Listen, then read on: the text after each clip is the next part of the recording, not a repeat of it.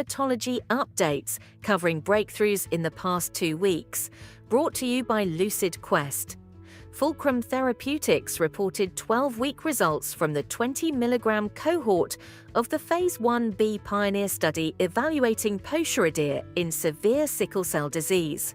In the open-label cohort of 12 evaluable patients, the therapy increased mean fetal hemoglobin from 7.1% to 19.3% and raised the proportion of F cells.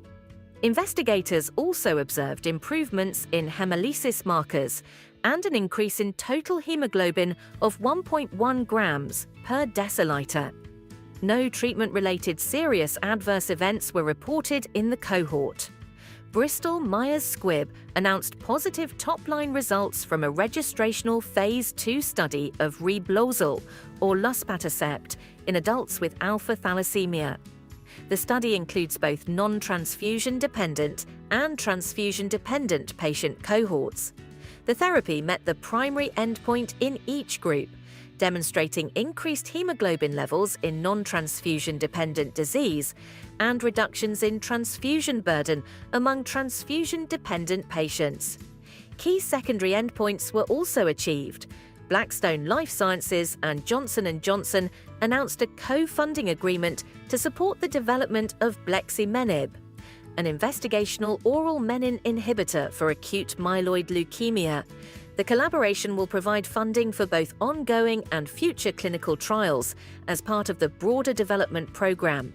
The agreement signals continued investment in targeted therapies designed to address genetically defined leukemia populations.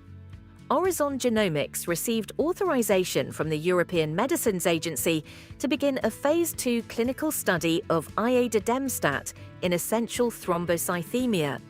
The IDEAL study will enroll adults who are resistant or intolerant to hydroxyurea and will be conducted in Spain.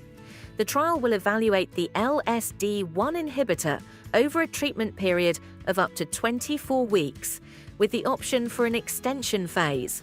Johnson & Johnson received United States FDA approval for the combination of TECVAYLI, also known as teclistamab, with Darzalex Faspro or daratumumab for adults with relapsed or refractory multiple myeloma who have received at least one prior line of therapy, including a proteasome inhibitor and an immunomodulatory agent.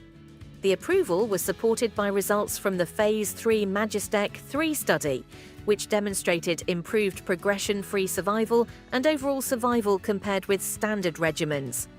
3-year overall survival reached 83.3% in the teclistamab plus daratumumab arm. Takeda and Protagonist Therapeutics announced that the United States FDA has accepted the new drug application for rusfertide in polycythemia vera and granted priority review. The filing is supported primarily by the Phase 3 Verify study, along with longer-term data from the Phase 2 Revive and Thrive studies. According to the companies, the Verify trial met its primary endpoint and all 4 key secondary endpoints. Agios announced that Pyrukynd, or mitapivat, has been approved in the United Arab Emirates for adults with alpha or beta thalassemia. The approval covers both non-transfusion-dependent and transfusion-dependent disease and is supported by results from the Phase 3 Energize and Energize-T studies. The company stated that mitapivat is currently the only approved therapy for this patient population in the United Arab Emirates. Hemab Therapeutics received Breakthrough Therapy Designation from the United States FDA for sutacimig for the prevention of bleeding episodes in patients with Glanzmann thrombasthenia. The designation is based on a Phase 1 and Phase 2 clinical data package. In the completed multiple ascending dose portion of the Phase 2 study, the company reported clinically meaningful reductions in bleeding events in this rare platelet disorder. Stay ahead in hematology research. Like, share, and subscribe for our updates. Visit lqventures.com or email us at info@lqventures.com for expert